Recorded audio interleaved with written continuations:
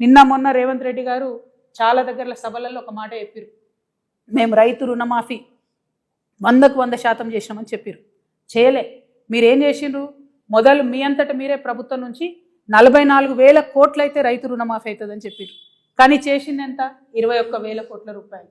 కానీ cabinet decision చేసింది ఎంత? 28,000 crores. అంటే 28,000 కోట్లు రైతు రుణమాఫీ చేయాలని క్యాబినెట్ చెప్తే మీరు చేసింది 21 కోట్లు.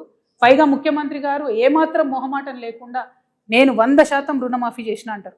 నేను ముఖ్యమంత్రి గారికి ఛాలెంజ్ విసురుతా ఉన్నా, మీ మహబూబ్ నగర్ పోదామా, మా నిజామాబాద్ వస్తారా, లేకపోతే హైదరాబాద్లో సెక్రటేరియట్కి మమ్మల్ని రమ్మంటారా?